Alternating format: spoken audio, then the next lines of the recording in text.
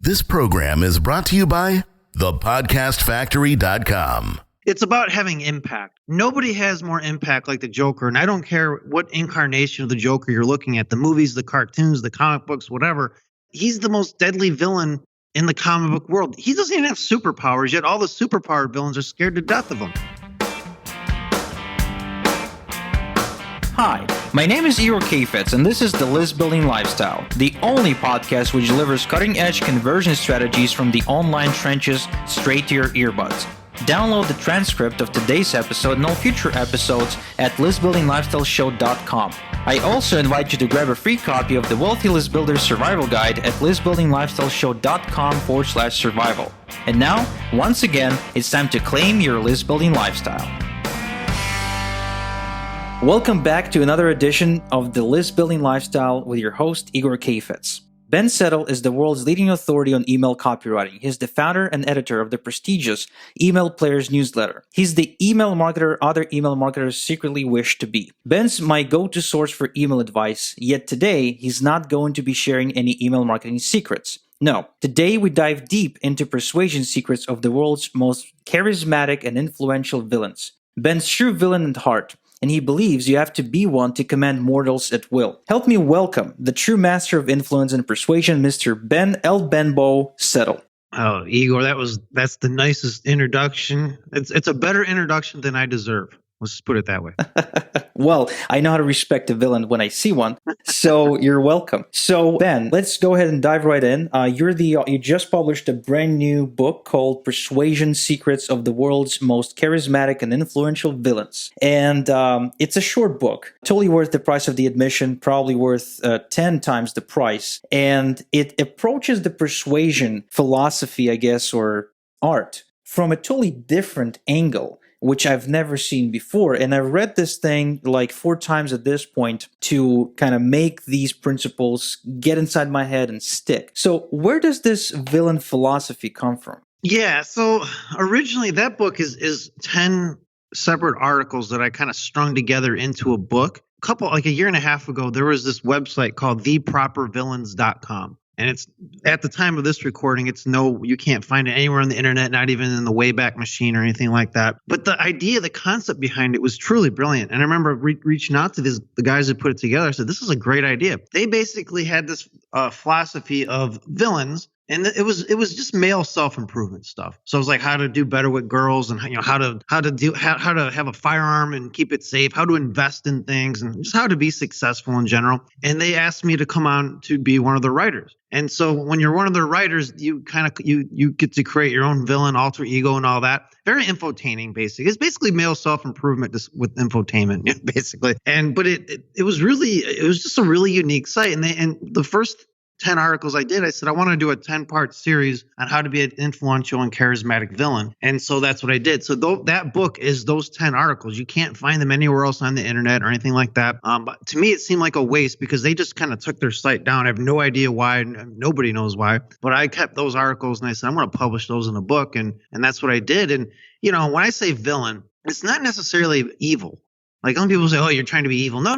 Being a villain is basically just going against the established order of things. Sometimes the established order of things is not good, and just being a villain in my way of thinking is you're just kind of going off and doing things your own way, the way you think is right, following your own code of ethics and your own code of honor. Kind of like the man on his horse. You're going to go do things with or without anyone following you. You don't care. You have a mission in life and you're going to go after it. And that's going to bother people. Whenever somebody sticks their head up above the fray, people are going to take shots at you. As you know, Igor, I know you've gone through the same thing. And so that's kind of what the whole philosophy is about. It's not about being evil necessarily, but it is about doing the opposite of wherever the established mainstream order of things is, if they're not doing things correctly. And I'm sure you would agree with me. There's a lot of horse shit being taught out there when it comes around to mindset and success and all that sort of thing. And that's what that book is trying to deal with. Yeah, well, I definitely know what you're talking about. In fact, I sort of became, now that I'm realizing, right, I did implement some of these principles early on. And this philosophy, becoming a villain, has not only driven a bunch of people away from me, it driven family members away. In other words, I developed this passion for a mission, if you will, right? And I devoted my full self into it. I had 2 full-time jobs that I was working to, one to pay the bills, the other to fund my online business, or what I wanted to be or wanted to call an online business at the time, which it wasn't. It was just me trying to build a list. And, my father and my mother, they're like, you have one of the principles in the book is slaying driving a stake through the time vampire's heart. Yeah. I did that with my parents. My dad was the biggest time vampire ever, and he did not get it. He just did not get, why did I become so distant all of a sudden? Why did I withdraw myself? Why I stopped making any attempts whatsoever to reach out, to ask him how things are going. I just basically devoted my full self to this mission, putting it above everything else in my life, because I knew that only once I get that done, my life would be truly the kind of life I wanted it to be. Absolutely. And that is a perfect example of chapter 1 about having a mission. I mean, there's nothing in this book that's new, and I'm the first to admit it. These are just things that they're principles of life. They're not tactical. There's been one 1-star review for the book, and there's some guy whining about this isn't really about persuasion, but it is. Because by having a mission in life, you are going to be persuasive. You have a following now that follows you because they know your passion for list building with the solo ads and all that sort of thing. Had you not done what you did,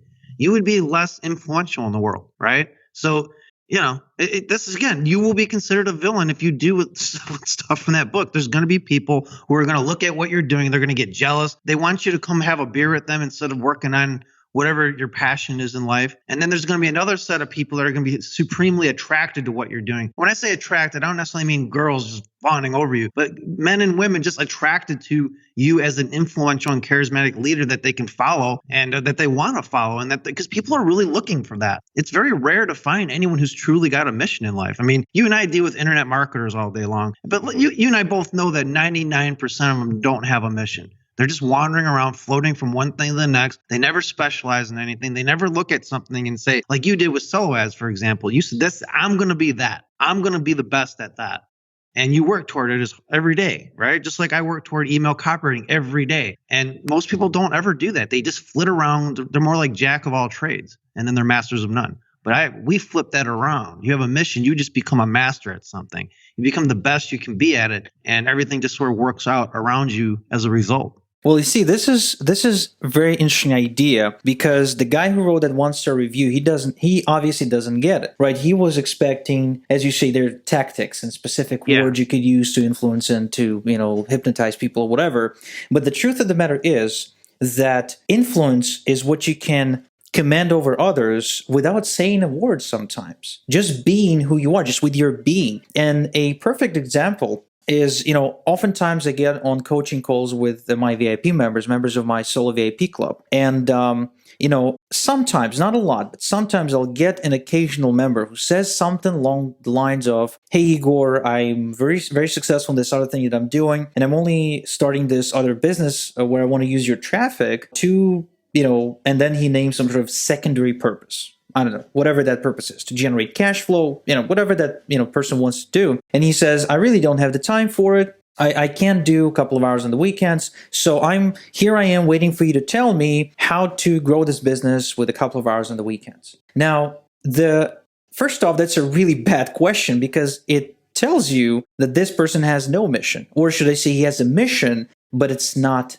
here. And not having this mission, it's really difficult to succeed. It's really difficult to build a business and to succeed with paid traffic and to just have a profitable thing going on, because let's face it, if you're not putting time into it, then it ain't going to grow. Even if you are working with someone who's considered to be one of the best in the world, in this particular field.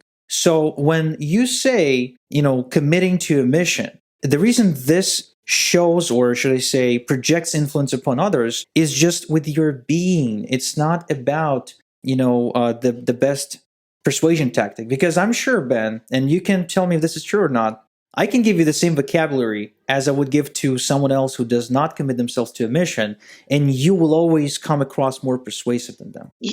What you just said reminds me of something. There's a really good example of something. I don't know how many emails I sent out to promote this book over a couple weekends ago, but it was a lot. It was like 18 over a weekend.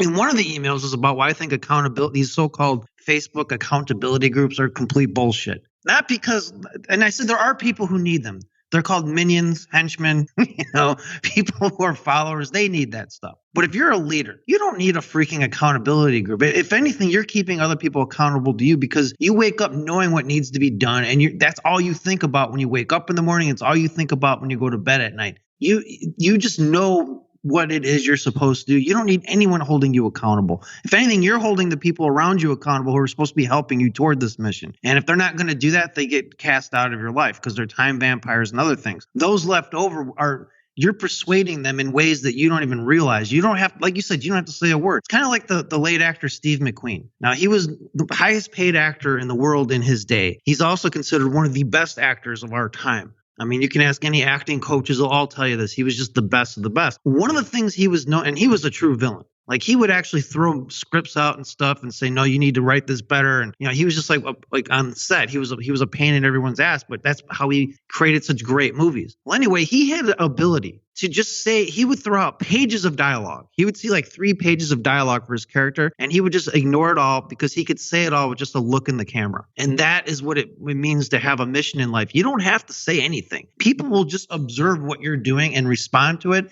They may not all like you, but everyone's going to at least respect what you're doing. And that's really more important than being liked anyway, as far as I'm concerned. And so it is. Just having a mission just can absolutely change your life overnight. Like within an instant, just the second you decide to have one and go for it. It's interesting. This is a big concept, having a mission, but let's just take a look at this same concept from a different angle. In chapter 5, you talk about ruthlessly knocking people off their pedestals. Now, when I first read it, I did not really understand what that meant. So do you mind going into just a little bit into exactly what does that mean to knock people off their pedestals? Well, it's okay. Yeah. At first glance, it almost sounds like I'm like telling people to, throw someone down and kick them or something. That's not what I'm saying. People tend to put people and other things on pedestals that they shouldn't. So, for example, I'll take this to the dating niche because you and I like talking about this. Last time you and I talked, we seemed to talk about that an awful lot. Yeah, pretty much. In fact, I'm going to put the transcript of that interview in the February email players issue because, Valentine's Day and all that. Maybe some people can use Perfect. But it's a good analogy because it makes sense of a lot of things. There's a guy who puts a girl on a pedestal, meaning he just sacrifices everything, his time, his mission. He does everything just for her. And, I'm not saying to not do nice things for your woman. That's not what I'm saying. But if you put somebody on a pedestal, there's absolutely no way they can look at you except down on you. I mean, that's just the way it goes, whether it's literally or figuratively. If you put someone above you, they have to look down on you. And it's not like they're doing anything wrong. They're not doing it on purpose. It's not malicious. You positioned yourself in a way where that's why people are looking at you. That's why the so-called nice guys out there, and believe me, I was one for many, many years of my life. So I can tell you this from personal experience. That's why they're always getting shit on by everybody. It's not because I'm not saying you can't be kind, and I'm not saying to not be respectful. That's not what I'm talking about. What I'm saying is don't put everybody above you. The second you start doing that, they can only look down on you. That's why people who put their jobs on a pedestal, for example, they're constantly being looked down upon by their bosses and everything. You got to put your mission on a pedestal, whatever that mission is. Maybe your mission is to build $1 billion empire. Fine. Put that on the pedestal. That's the only thing I would look at, put on a pedestal.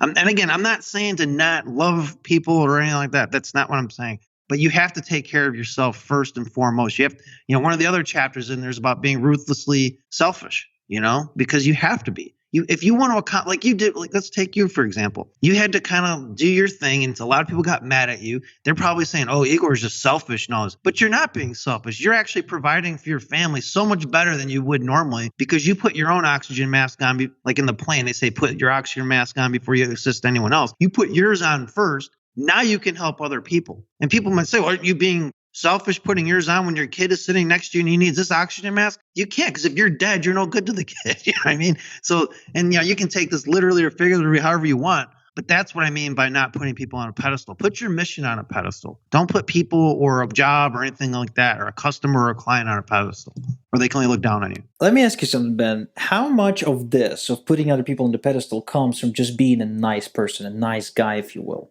I think almost all it always stems from that. And it's, people get like nice guys. It's funny because nice guys tend to be actually very not nice. They're being nice because they want something. I mean, if you talk, I know a lot of nice guys. Like, I'm not saying they're all like this, but I know a lot of like nice guys who we're talking about here who will go around and tell people they're nice guys. They will go out with girls and they will do everything for these girls. And then when the girl just decides she's not attracted to them, they get mad at her and start yelling at her and stuff. That's not very nice. You know what I mean? They brought it on themselves by putting other people on a pedestal to try to get to manipulate people. They're doing it for the wrong reasons. So I think there's a difference between nice and kind. Now, Igor, you tell me, you're Jewish, right? Like you're a Jewish guy. Okay. And I'm a Christian guy. So we do kind of have that shared Old Testament mentality.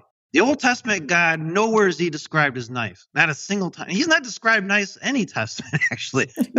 God is never described as nice. I bet it's the same in every other religion. Why? Because it's not a good attribute. But I see a lot of other so-called negative attributes like wrath and jealousy. People put these things and say, you can't do that. But those are actually kind of godly attributes. I'm not saying to take them too far or anything, but they can help motivate you to do things and get things done. Like, being nice is not one of those things that's going to motivate you to do anything. If you're a nice person, you're not going to be persuasive to anybody. If you're just overly sweet and nice and you let people kick you around and walk all over you and all that, it's hard to be persuasive like that. It's hard to have influence like that. You're not really any good to a lot of people if you're like that, even if you want to be. So I'm not saying don't be kind. I'm not saying don't be respectful. I think kindness and respect are very important. I really do. I think those are, I think everybody should show that. I don't think you should respect people who don't respect you back necessarily. But, just don't be syrupy nice to the point where you just let everybody walk all over you, and you're always putting everybody else's goals and everybody else's mission before your own. So, for example, I talk about this. I talk in one of the chapters about time management. The first hour should belong to you, not a boss or a client or anything like that. Put the first hour towards yourself. Does it feel selfish? Too bad. Grow up and deal with it, because that's the only way you're really going to get what you want in life, is by investing in yourself before you invest in other people. That's just the way I look at it. Yeah, and I actually implemented this approach ever since reading the book for the first time. And today, between 8 a.m. and 9 a.m., it's my hour. I used to wake up and check my email and get sucked into the Facebook chat and kind of deal with the problems. And the day would just, it would kick off in such a bad way, and it would snowball into a disaster. And by the time I'm done, like 6 p.m. or something, when I'm usually done with my workday, it's like I would feel exhausted, frustrated, and I would feel pissed off as well, because I didn't do anything. It didn't feel like I did enough, or that I was even productive,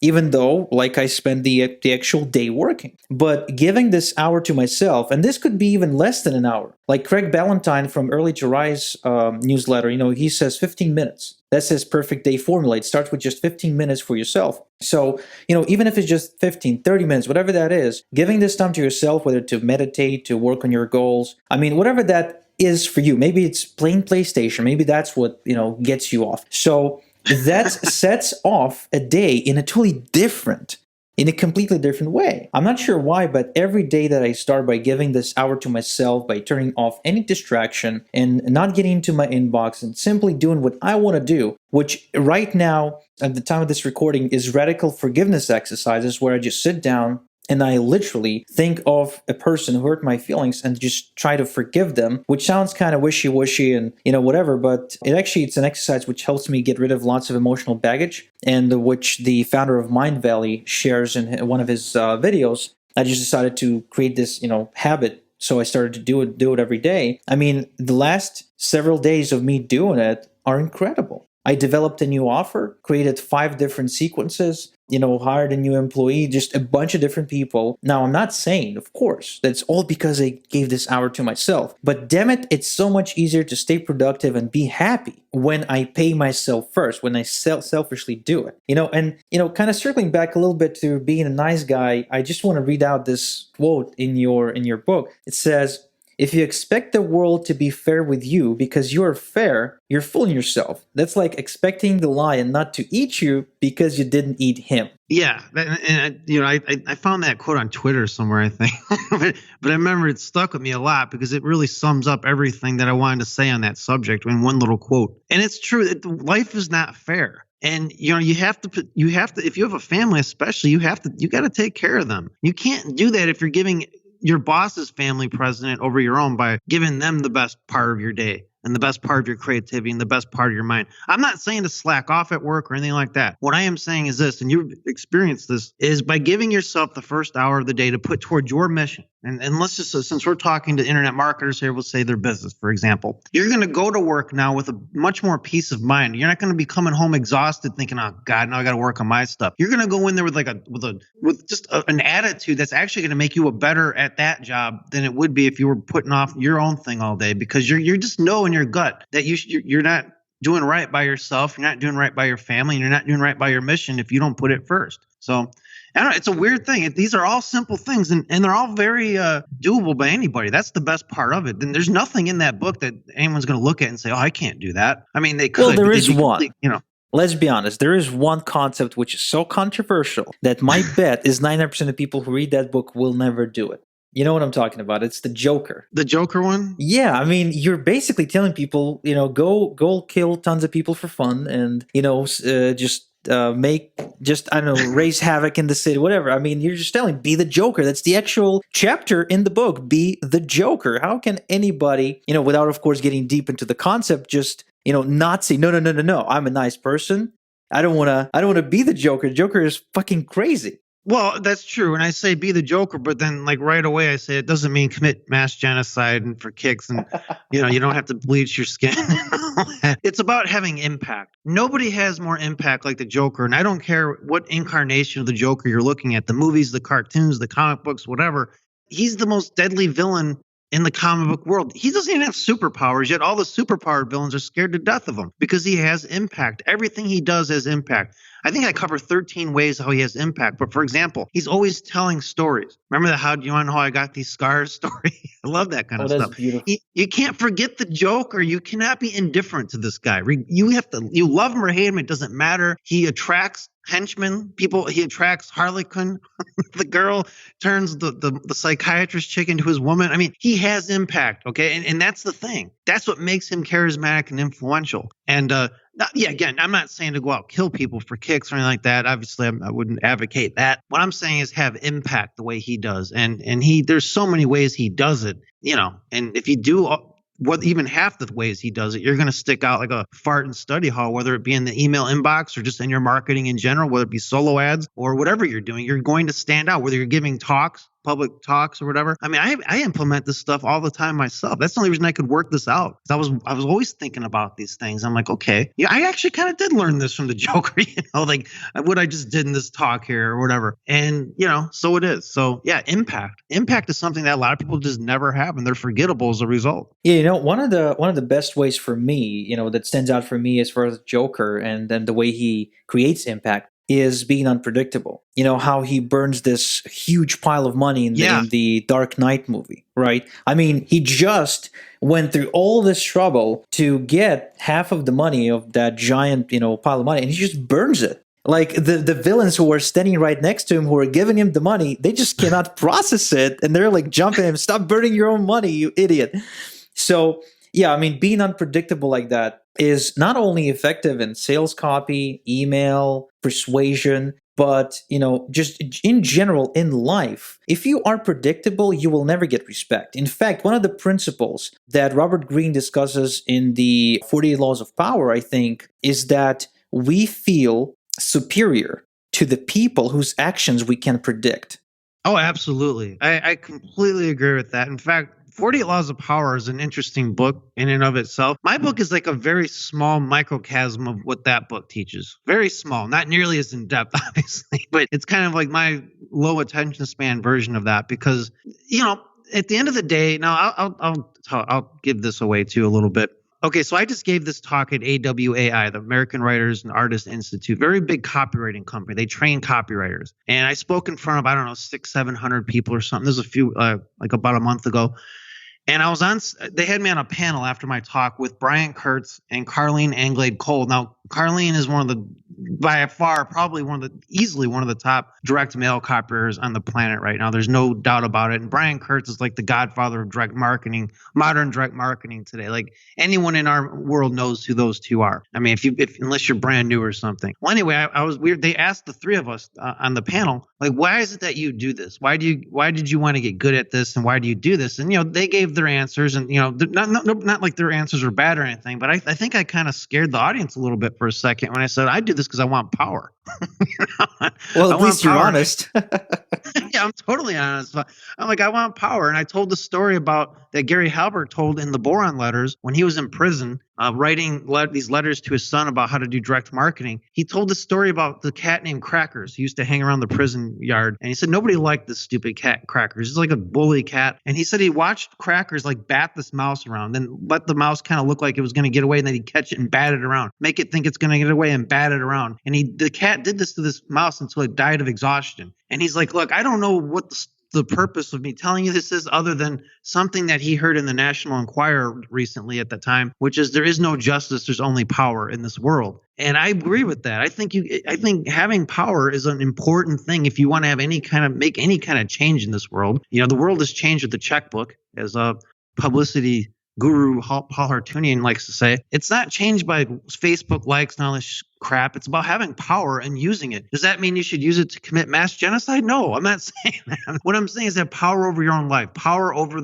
as much as possible over the things that happen in your life. Now, you can never control everything, but having a lot of power will help you deal with negative things that come your way and stress that comes with you and adversity that comes your way than not having power will do. So yeah, power. And then it was funny because Brian Kurtz turned to me on the panel. He goes, I changed my answer to that because, it's important. At the end of the day, it's an important thing. That's really why I think a lot of people do it. You got to have power over what happens to you as to the farthest extent as you can. Yeah, I guess it's the constant striving to have more control over our lives. I mean, that's for what money is for me. I know I can't buy people, really, but Right. To an extent, I can control my life and protect myself from all kinds of harm. I'm not even talking about creating luxury. I'm just talking about protecting myself to a point where, stuff like debt or mortgages or unexpected, medical kind of mishap or whatever, these don't feel like disasters.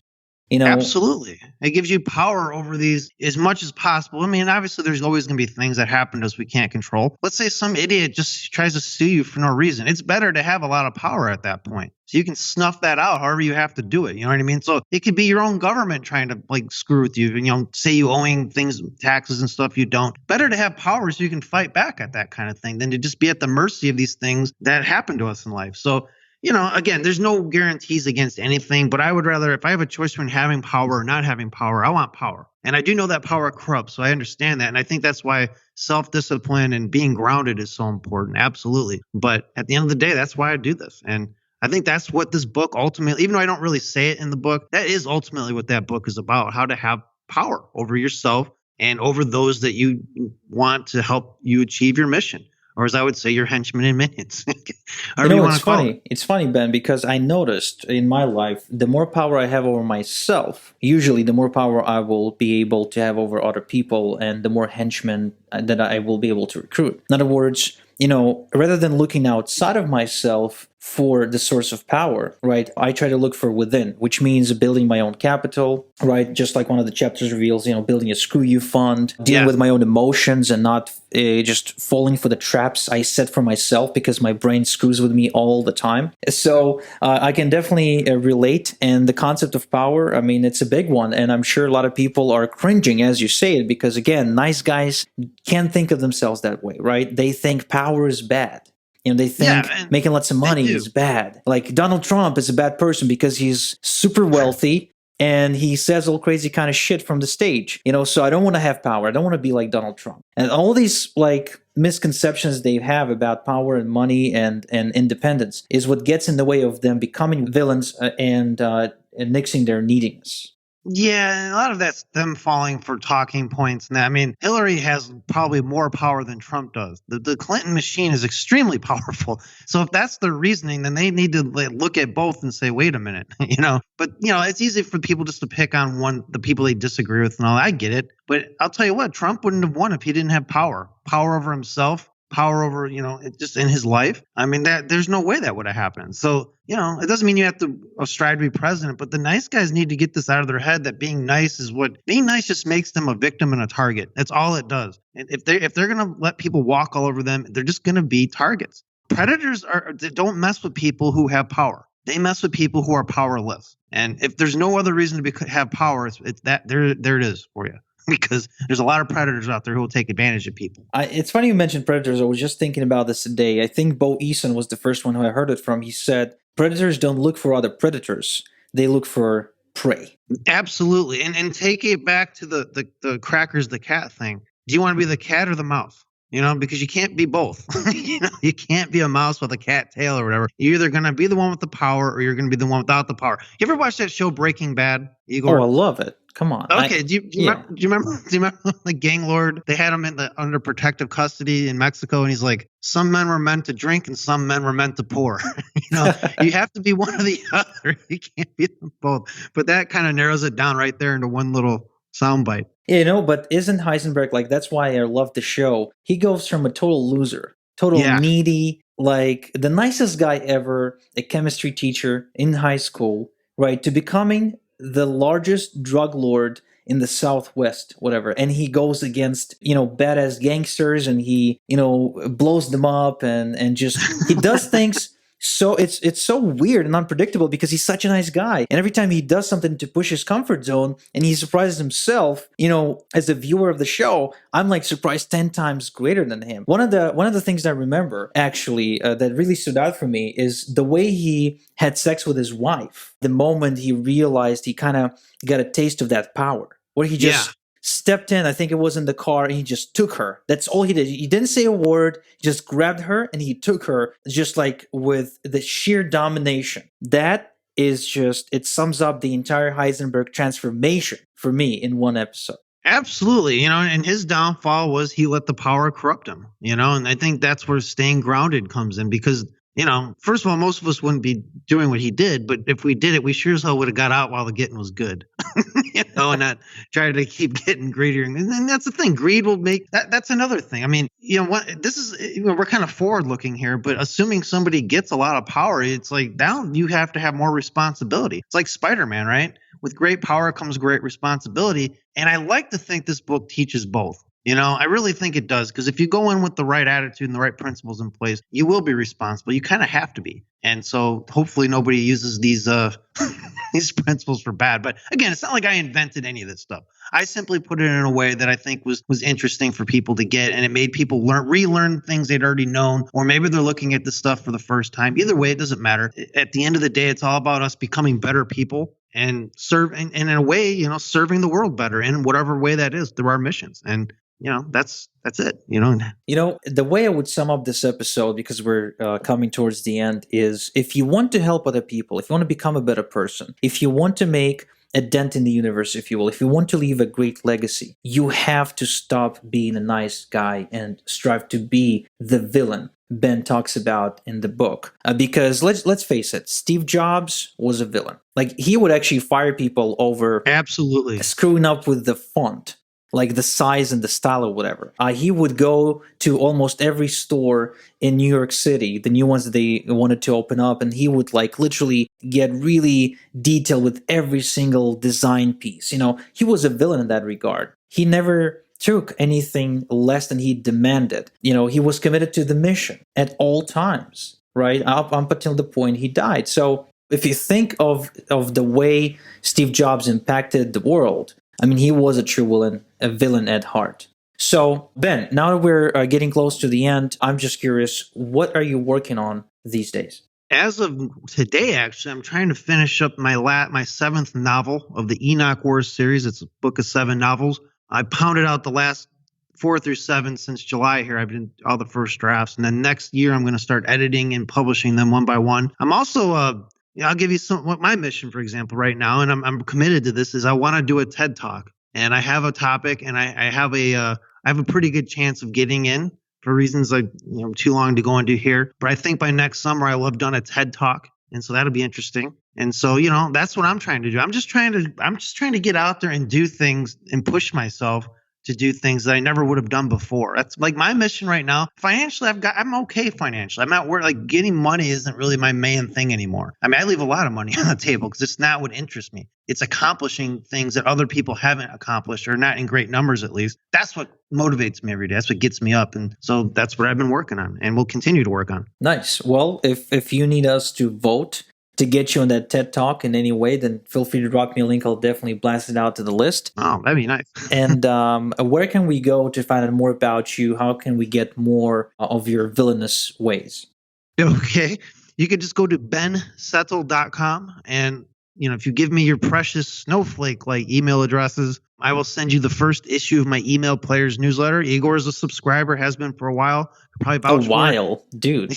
3 years, over 3 years. I sent you more money than I gave my lawyer and my accountant, I think. Well, there you go. There's proof. So it's a print newsletter, but I'll give you the PDF of the first issue. There's 24 ways in there to make more sales with your emails starting like right away. And I've had many people tell me they've made like thousands, if not tens of thousands of dollars just with the information in that issue. So that's free. If you don't want to give me your email, that's fine. You can still just click through to the blog. There's almost 2,000 pages of articles on there, well over a dozen hours of audio and video training. It's all free. And it's mostly email copywriting and just copywriting focused. But I talk about other stuff like villain stuff like we were talking about. And that's where you find me. All right. So you heard them, boys and girls. That's www.bensettle, that's double T, bensettle.com. And you should give him your email. You should get that first issue. In fact, you should definitely subscribe to the prestigious Email Players newsletter, because with it, you'll also get a bonus Email Players handbook, which I still use every single time I sit down to write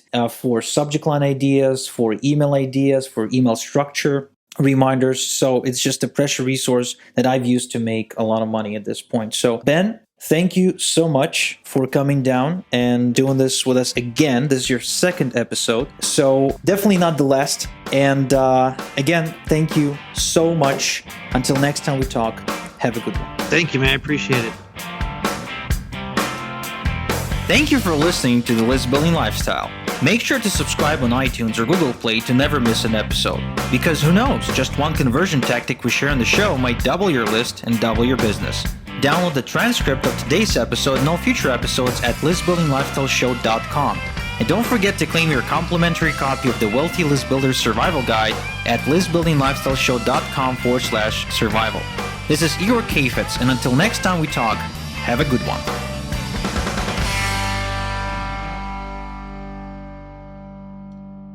This is the podcastfactory.com.